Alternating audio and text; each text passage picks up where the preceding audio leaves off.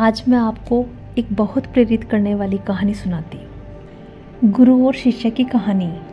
एक गुरु और शिष्य जंगल से होते हुए अपने गांव जा रहे थे। अंधेरा काफ़ी हो चुका था। शिष्य ने अपने गुरु से कहा कि गुरु, काफ़ी रात हो चुकी है, अगर आप कहो तो आज की रात यहीं आसपास के किसी गांव में गुजार लें। गुरुजी ने अपना सर हिलाया और वो आसपास के गांव के एक छोटे से घर के पास जाकर रुक गई। अब जैसे ही वहां गए तो गुरुजी के शिष्य ने दरवाज़ा ठकठकाया। उस घर से एक गरीब आदमी बाहर आया। गुरुजी ने बोला, हम अपने गांव जा रहे थे, लेकिन काफ़ी रात होने की वजह से हमने इसी गांव में रुकने को सोचा। क्या हम आज रात आपके यहाँ रुक सकते हैं?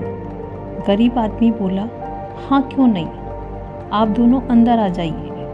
अब जैसे ही गुरुजी अंदर गए, उन्होंने देखा उस आदमी के घर में बहुत ज़्यादा गरीबी थी।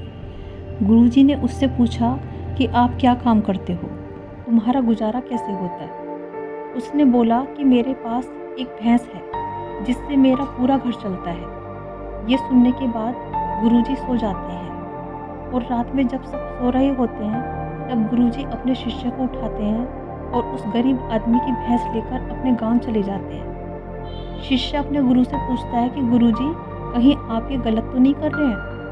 उस गरीब आदमी की रोजी रोटी इसी भैंस की वजह से चलती है।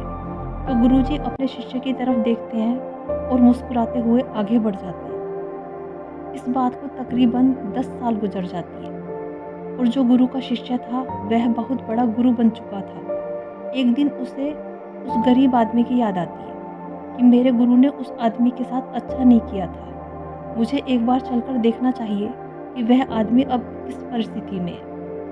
वह शिष्य उस गांव की तरफ जाता है और वहां जैसे ही पहुंचता है वह देखता है कि जहां पर उस गरीब आदमी का झोपड़ा था वहां पर एक बड़ा ही आलीशान महल बन चुका था। उस झोपड़ी के बाहर जो बंजर जमीन थी उस पर फल और फूलों के बगीचे थे।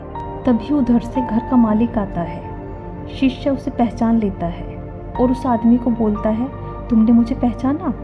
मैं अपने गुरुजी के साथ आया था, हम एक रात के लिए आपके यहाँ रुके थे। वह आदमी उसे पहचान लेता है और बोलता है कि उस रात आप कहाँ चले गए थे? और उस रात के बाद ही मेरी भैंस भी कहीं चली गई थी।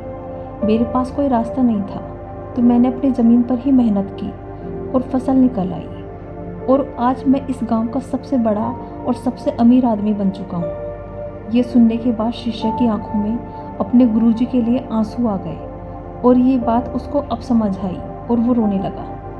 इस कहानी से हमें ये शिक्षा मिलती है कि हम सभी में कोई ना कोई खूबी छिपी होती है जिसको हम किसी न किसी वजह से जान नहीं पाते।